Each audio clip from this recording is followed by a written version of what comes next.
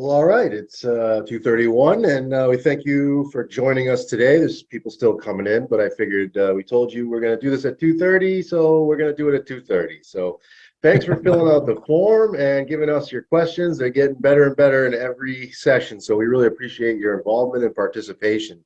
Without further ado, Dawn, why don't you go ahead and kick it off? Yes, thank you, Mr. Prompt. Well, thanks again, guys. We got some good questions. Well, I think they were really good questions this week. But I want to say something that,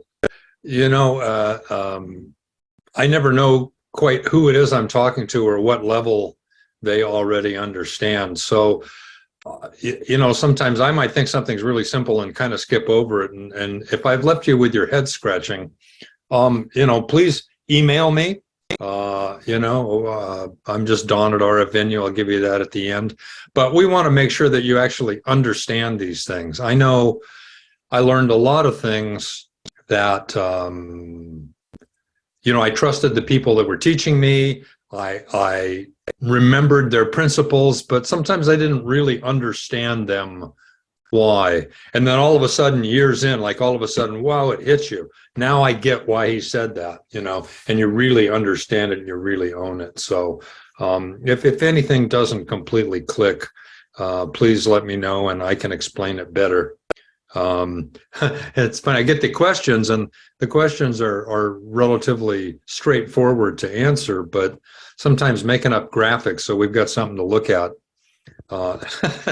I'm not that guy, so I just cheap and dirty. I cut and paste stuff that I can find on the internet, so you've got something to kind of visualize what some of these answers are. Okay, so let's start out with one that certainly is interesting.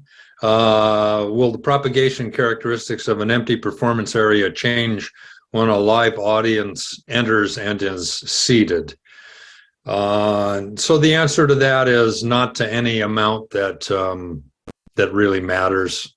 I will measure 0.00 something, but so we won't say it's absolute zero.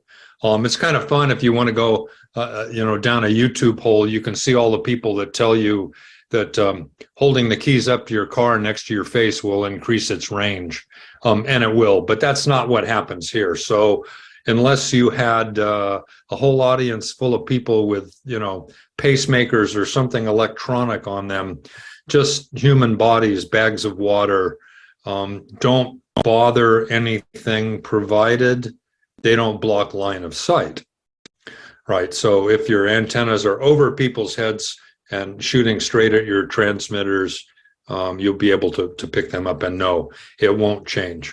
Now, acoustics certainly change. Acoustics change with size and shape and temperature, and human beings soak up 6 Sabines per unit of acoustical energy. Who cares?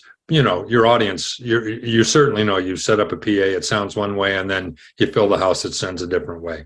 But you don't really have anything to consider as far as the radios, provided you don't block the antennas. Okay. Interference with LED screens, what can be done? Yeah, LED screens, video monitors, everything interferes.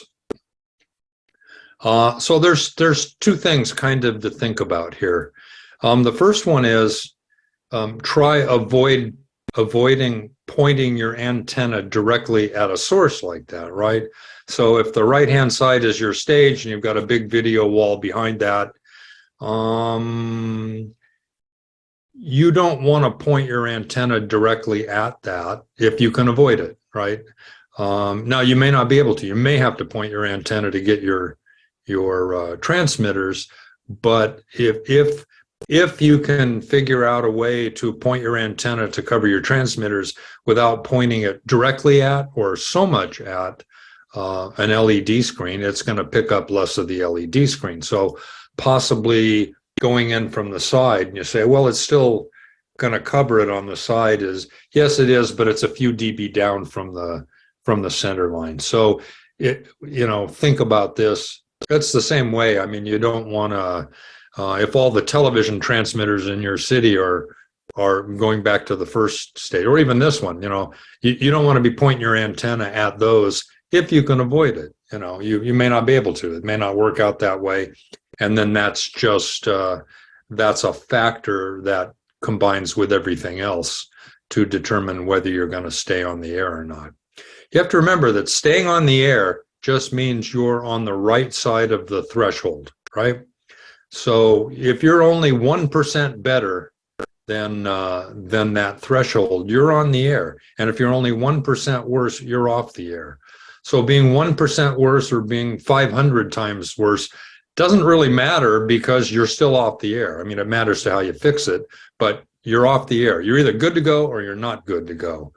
And of course, that's changing, right? Everybody moves, everything changes. So from minute to minute, second to second, that's not a fixed number that you're going against usually. But anyway, so try not to point your antennas directly at those. Now, if you've got monitors up all over like a casino or something, or a restaurant, but you got them all over the place, that might be pretty hard, but do what you can. And the second thing, of course, are the bandpass filters. Now that will actively filter out some of that. This is a shot I've been using that we measured at the at Infocom last year. So this was the Las Vegas Convention Center, and there was a lot of interference there. This is a really bad room. Hopefully you never have anything like this. I wouldn't expect this at a church or a school or a nightclub, possibly an arena. But anyway, so the bandpass filters are going to block the low end. You can see the bottom below 470. Well, the video walls actually come up into the 500. So if you've got a lot, you want to try to move your mics up a little bit. That would help. But just simply installing a pair of these bandpass filters, you can see pretty much gets rid of a lot of garbage out of that. Obviously, the T-Mobile one is affecting everybody now. So, this is just a cost of admission. I'm sorry, wireless costs more now. You got to be more careful. And this is the thing that you just need. This is like seatbelts in your car. I mean, you just don't want to be without them. This is very important, getting more important every day. This is going to up your system, going to make you about 6 dB better, probably, maybe a whole lot more. In this case, it was almost 15 dB, but it's going to really add a lot of stability to your system. So this is something I wouldn't sell a new system without these. And if you've already got an existing system and you're beginning to see any problems at all, this is going to push you another couple of years away from having to deal with that, probably. Okay, so we kind of got a bunch of things together. There's a whole bunch of questions kind of all point at the same place. So I've got an RF venue antenna and combiner. I'm still having issues finding usable frequencies. Well, the RF antenna, nobody's combiner filters out your frequencies. You still have to be in a spot where you have open frequencies, right? The antennas don't do that. So if you went and bought yourself a brand new RF venue antenna thinking, you could broadcast on a certain frequency you couldn't broadcast on before, that's not what it does. There's some other advantages. There's some other things it's making better, but that would be, so you just have to have that open space. That's a function of where you are and your venue, but really doesn't have anything to do with your equipment. What are possible solutions to finding clean open space in RF polluted areas like large cities and more small cities with other things, using wireless workbench? And these two questions, again, they all tie to the same thing. Understanding how to set up, how to choose channels, what are the best practices for combining mics and ears. So all of these sort of different sides of the circle looking at the same problem in the middle. And the answer is we have to find usable space, and we have to find usable frequencies that the frequencies don't cause problems to the other radios, right? Because all radios interfere with each other. So as you keep adding more and more and more radios, the job of keeping them on the air becomes more and more difficult, because in addition to having whatever's available in that free space, you begin to fill it up with the frequencies that you get, intermodulation frequencies that you get when you have multiple radios. These can be any kind of radios at any frequency. Of course, the closer the frequency, the more they interact. So that's like the T-Mobile thing. But every radio in the world is interfering to some extent with every other radio in the world. So what do you need? You need software. You really need, almost everybody, all the major manufacturers have a free program that works with, you can plug directly into modern radios. If your radios are a couple years old, most of them all will plug directly into these with either Ethernet or, Ethernet.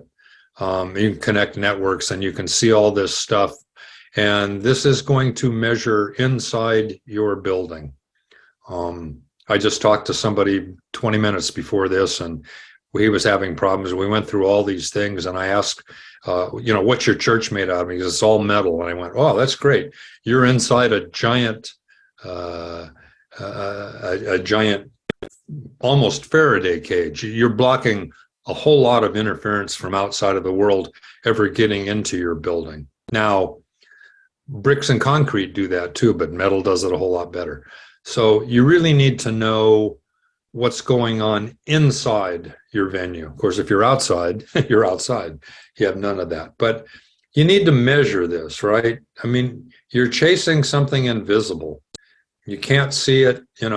What's your chances closing your eyes, reaching out with your hand and just grabbing and getting it? Not very good, because it's invisible. You can't see it. You really need to know whether you're close to it or you're far away from it. So I got to tell you, you just have to do this.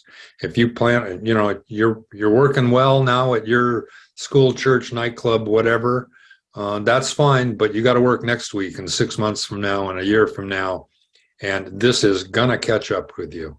So I would, get on YouTube. If you've got a brand, look for your brand. You can go to their website. They've all got it. Audio-Technica's got it. Sennheiser's got it.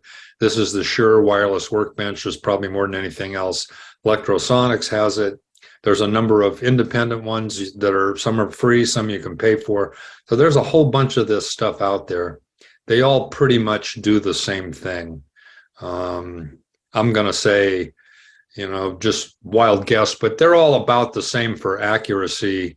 How well you set it up is probably going to be a much bigger factor. So how well you learn to do this, but most of these will be pretty much automatic. You just, in those lists over there, you tell it what mics you've got, and it'll kind of figure it out. There's better ways to do it where you can shave another percent or 0.5% or 0.1%.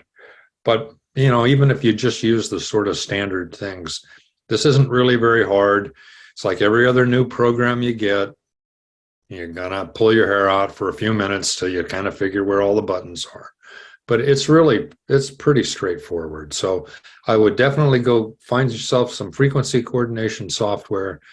And then in particular, in the case of mics and ears together, and I will tell you, when you use your frequency coordination program, you need to look at mics as one thing and ears as one thing.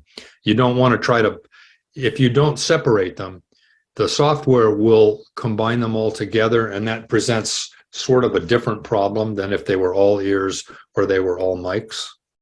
So what happens is you want, let me back up for a minute.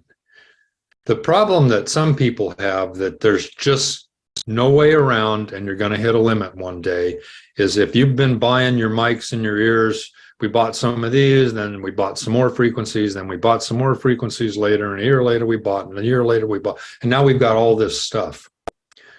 And it's sort of spread all over the place. Any one of them is likely to work just fine by itself, but when you try to add them together, they're now going to interfere. So if you're planning a new system, you really should be picking frequencies that will complement each other. And by that, I mean being able to put your mics at one end of the band and your ears at the other end of the band and keeping as much separation as possible. So if we look at this real quickly, I got mics on the bottom, I got ears on the top. I could tune all my mics. So upper left-hand corner, I could tune all those mics in a cluster that was 5 megahertz wide. That's going to depend on where you are. You may not be able to do that. But if you can, that's what you want to do. And I could tune all those ears within 15 megahertz. So what happens is your cluster size, in this case 5 and 15, pretty much add to the top and the bottom of that cluster, right? So if we go back and we look upper left at the microphone cluster, I got 5 megahertz. That's where my mics are. But I'm adding 5 on top and 5 below. Same thing with the ears. I got 15, but I'm adding 15 below and 15 above. What you're seeing is I have a nice big space, big empty space between those two things. And as that space begins to fill in, they begin to interact more and more with each other, right? So middle one, if I had to tune my mics to 10 megahertz and my ears to 25, then I'm adding 10 and I'm adding 25. You see, I've still got a gap. That's good. The gap above is better, but this one's still good. But if I have to tune my mics over, in this case, 20 megahertz, and that's either because that's all I can do at my venue, or it's because you bought all these different channels and that's what you're stuck with. It could be either way. That one's you can't really do anything about. But in this case, you can see when I've added 20 to the top and I've added 50 to the bottom, those completely overlap. And now I've created a whole bunch of new interference that wouldn't be there if I only turned on one mic or only turned on one ear. They'd work fine. It's trying to work all these together. You're making it harder. So you want to cluster as tightly together as you can, based on the frequencies you can pick and based on the intermods that the frequency coordination program is going to give you, or even the ones that come, the manufacturers sort of tell you block 1, block 2, block 3, block 4. You want to try to stay inside those blocks. I mean, that's all calculated assuming there is zero interference. And of course, that never happens unless you're in a controlled environment. So you want to think about these. If you need to, these are on our website and probably our YouTube channel. Just search RF Venue mics and ears together, and there's a whole big detailed explanation, but this is the simplified version of that. Oh, we get to answer this one twice. Pardon me. What's the average latency of digital wireless with one more S microphone systems? These days, it's usually below 2 milliseconds.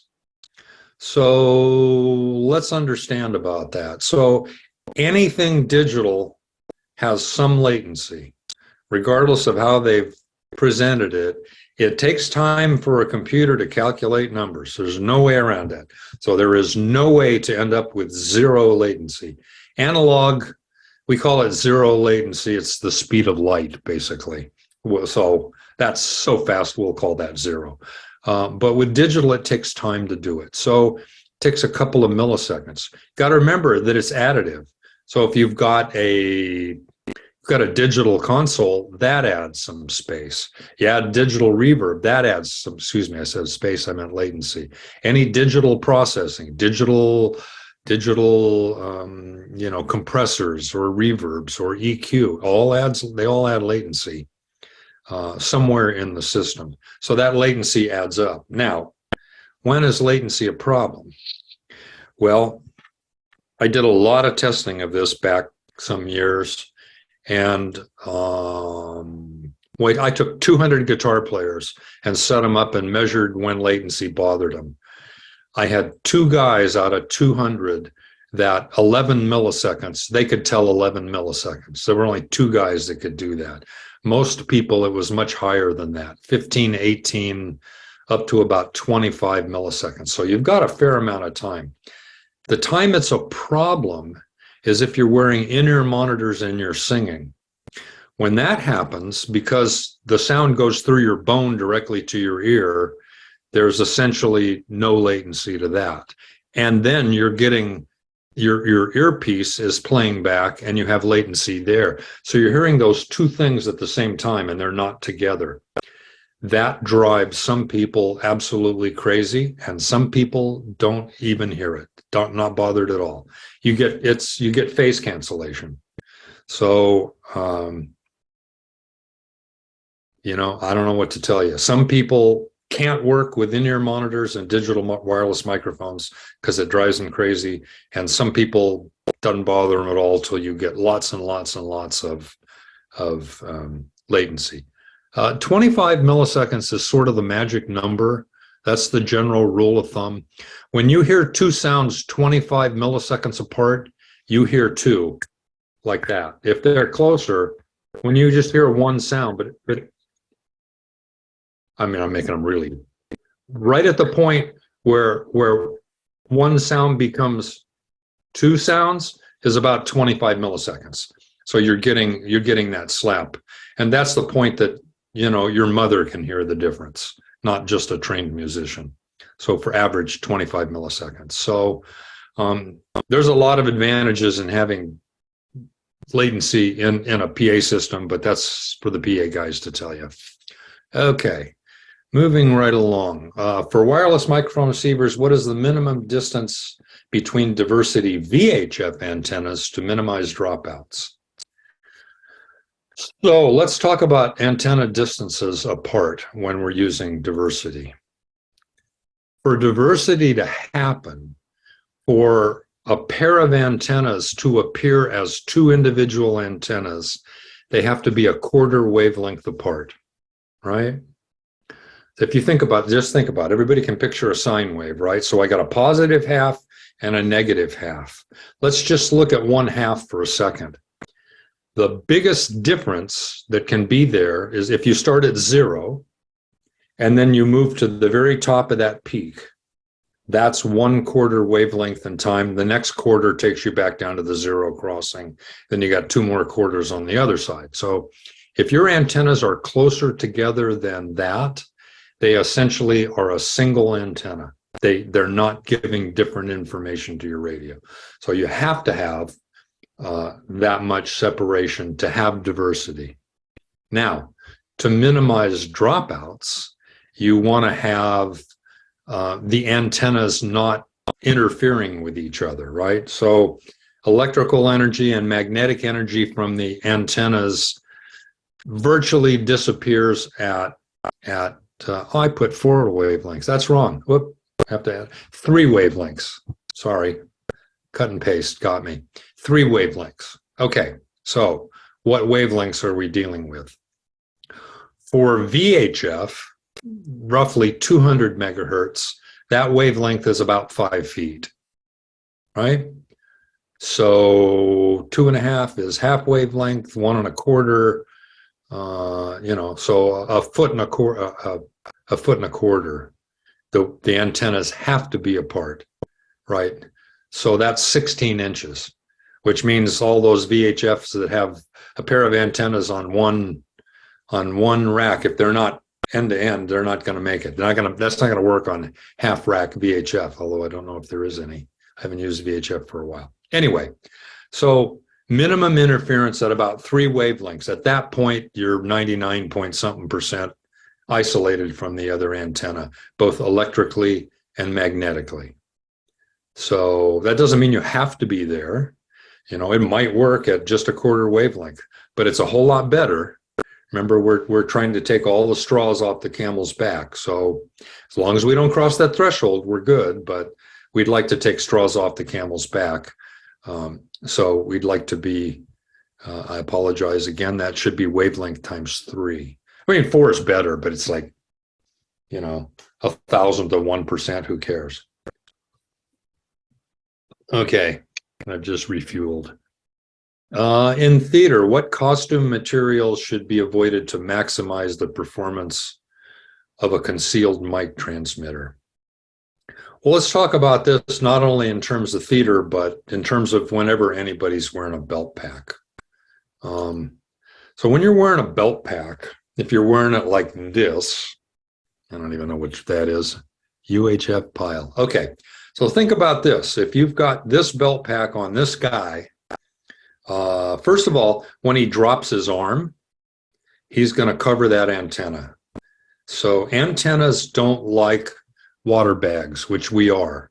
So his body is a big bag of water, his arm is another bag of water, and now that antenna is between two bags of water, and we've cut 40–50% of its power. Might still work fine, just depends how much you got left over. The other thing would be if if his skin is wet, if his shirt is wet, that's even worse, right? Now, this particular belt pack that we're looking at looks like it has a fixed, stiff antenna.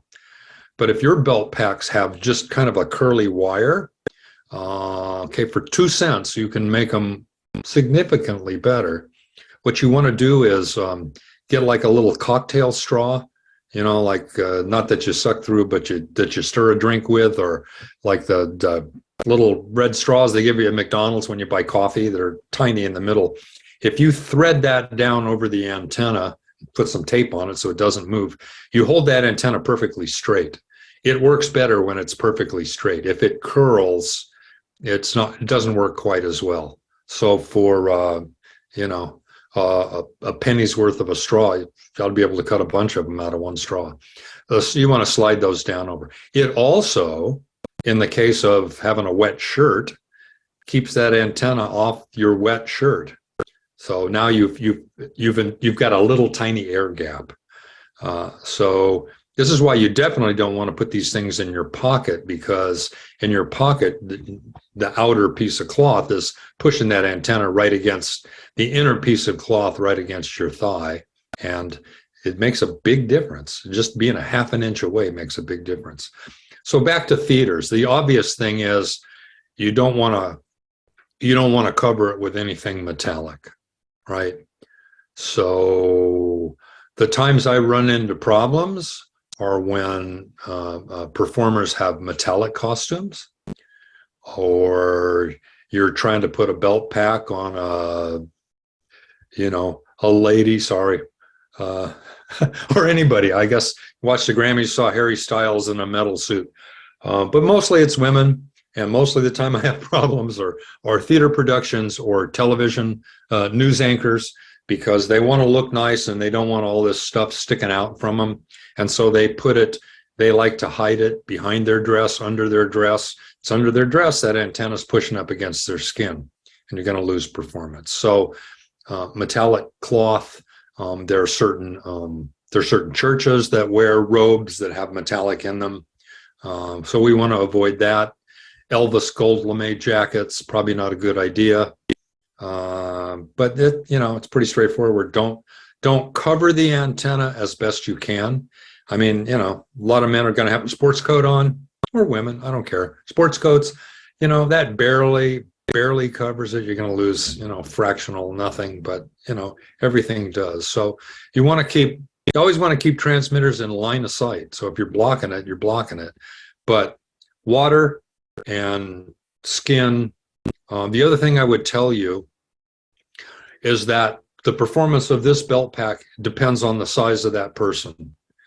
It's not going to work as well on a 300-pound person as it is on a 100-pound person. There's no way around that. So just know that when you're sending the big guy out and the little guy out, the little guy is going to be able to get further away.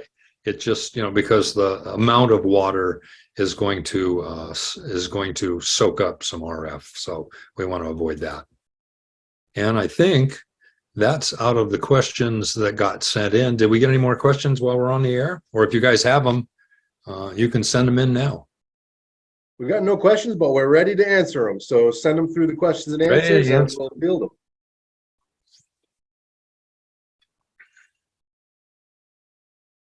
Or not.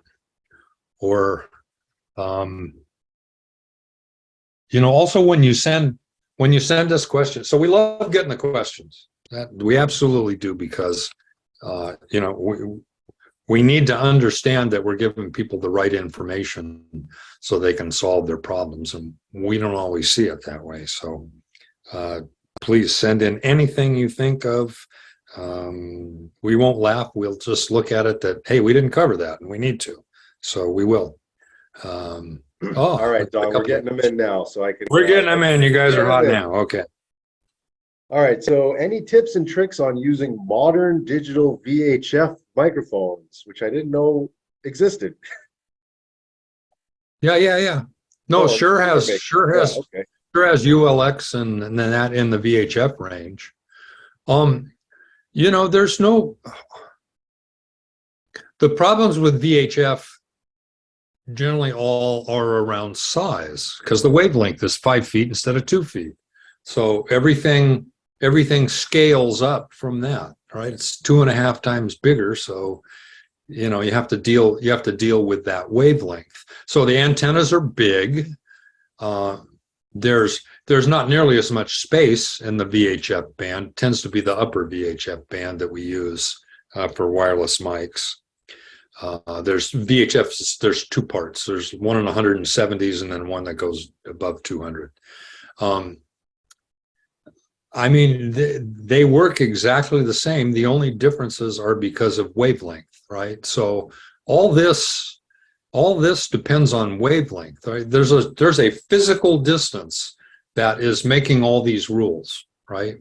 Because the only difference between a radio wave that you're trying to make work and the light that's on in your room is that the light is a little tiny waveform and the radio wave's a big waveform.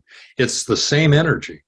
So when you push it faster and faster, it becomes light or becomes X-rays or becomes gamma rays. It's all the same. It's the same thing and all the same rules and laws and physics apply to it. So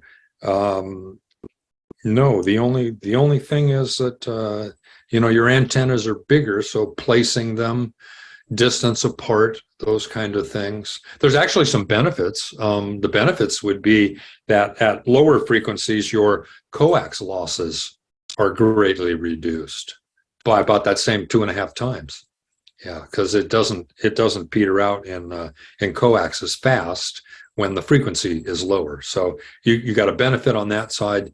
You got to deal with bigger antennas and you got to spread them farther apart, especially if you're using mics and ears. But yeah, that's kind of where you end up. Cool. This is a good one. What's the best way to determine zones when doing coordination? For example, in a convention center that has a big expo floor with smaller breakout rooms on 2 floors above it. Okay. So that's a good one. So it's the same. You're looking at the same thing as if it weren't zones, right? You have to look at what your antenna, what area your antenna will cover, what its pattern is, and you have to look at distance. So the power going into your antenna when your microphone is only 25 feet away versus when it's 200 feet away. Radio waves through air work just the same way as sound waves through air in terms of loss. Every time you double the distance, you lose 6 dB. So the difference between 200 feet and 25 feet is 18 dB. So your signal is 18 dB down. Is that enough signal to make everything work? And that depends on all the rest of the stuff in your chain. So you have to figure out, is your signal strong enough relative to the noise floor, right? That's always it's not just the signal, it's the signal relative to the noise floor, right? So I watch all our friends. I went to, it doesn't matter who. I went to their training school years and years and years ago, and pretty much everybody will tell you, we don't want you to lose more than 6 dB. And the problem with that is we don't know what you're starting with, right? So making radios work, right? You got to get above the thresholds, right? So if I send you out with a bucket to fill with water and bring back, and I tell you, you must bring back 1 gallon of water, okay? If you start with a 2-gallon bucket, you can afford to lose 1 gallon on your way back. If you start with a 100-gallon bucket, you can afford to lose 99 gallons and you still get the 1 gallon back. All I care about is that you get the 1 gallon back. So you got to know how much you can lose, right? So that's the answer to how long the coax can be, how far away it can be from the end, how much can you lose. I'm really going sideways here, aren't I? Okay, so you're going to look at that one big room and you're going to try to figure out, how much interference you have in that room. If you're doing an auto show and there's 5,000 video monitors in there, you got a lot of interference, and pretty much anything in a convention center is full of video monitors. So you got to figure that. So you got to figure how much distance you've got, how long are my antennas going to go in that room and still give me a good thing. And now you've got breakout rooms. And the answer to breakout rooms is the proper way, the best practice, let me put it that way. The best practice is you need a pair of antennas in every room, whether that room is 20 feet by 20 feet or 200 feet by 200 feet. Every room needs to have its own pair of antennas, best practice. Now, what can you get away with? Well, maybe your walls don't block it enough, then it still works, right? It's possible that if your room is right over the top of the floor, you might get enough leakage through it to make it work. But I wouldn't count on it. The proper way to do it is get a pair of antennas in every breakout room. That could be a lot of antennas. But that, if it's important and you're charging money for it, or it's just important to you, that's the right way to do it. So you need a pair of antennas in every room. And in a really big room, you need antenna coverage that covers that really big room. Now, something like a single diversity fin, most times would cover a basketball gym easily. It could not, but I would typically expect it to do that. I had somebody just tell me they were using their D-fin outdoors, which is hard. And they were getting reception 600 feet away, which is a long way, and it was through trees. Trees have leaves that are full of water, so that's like, wow, that's really a long way. And he said it's been flawless, never had a dropout. So I'm not saying that works everywhere, but you could get a lot of things. But I would plan on, I usually think of D-fins as about 300 feet. We can measure all this stuff and calculate it, but so if I'm setting up a convention center that holds 3,000 or 10,000 people, I'm going to kind of break that into 300 by 300 foot areas and have a D-fin for each of those.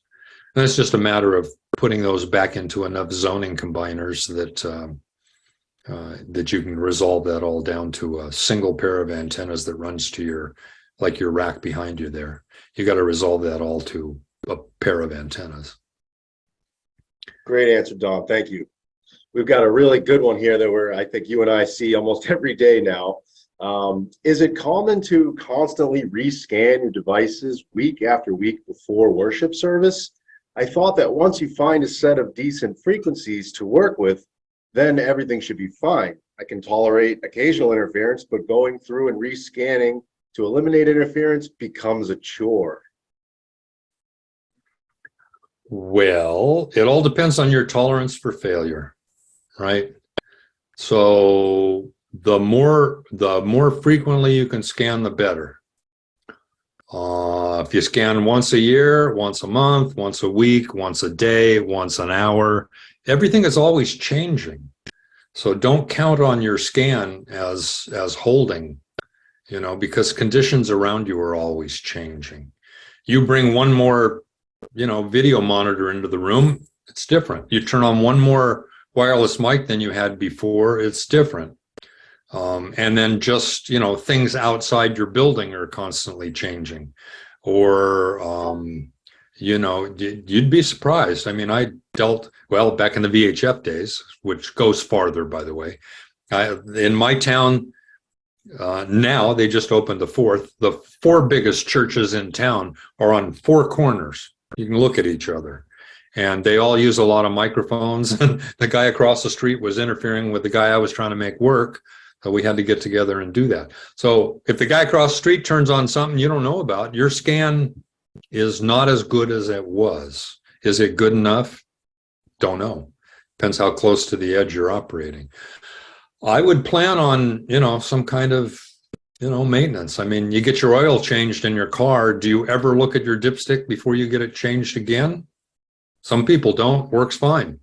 Some people check it once a week, or every day. I mean,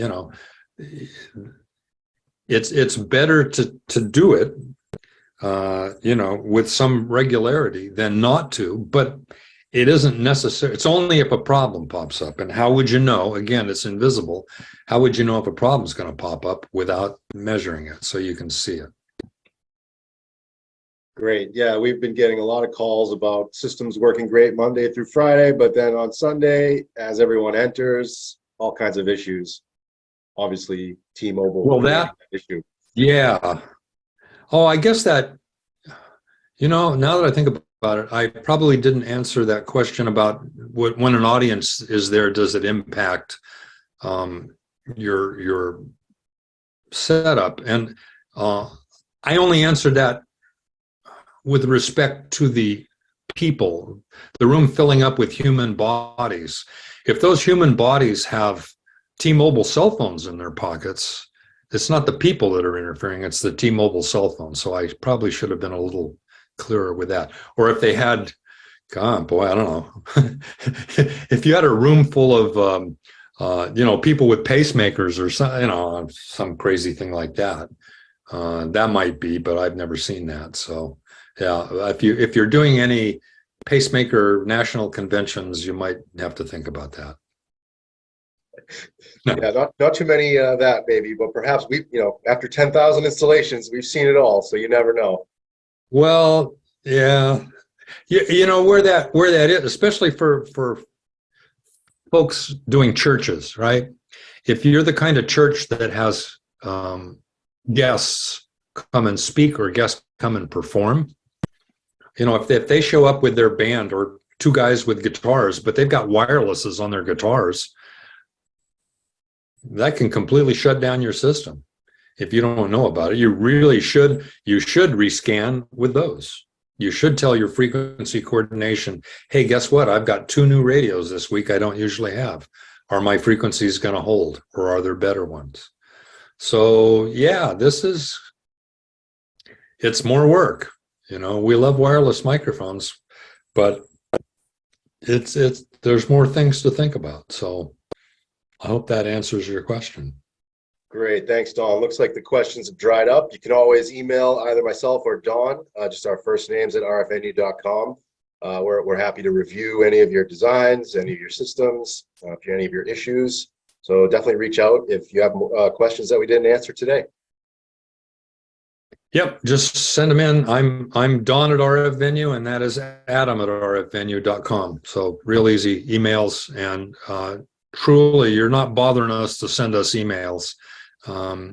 We want people's stuff to work. That's all we want. That's all everybody wants. So there you go. So I guess we'll be back next month with this, eh?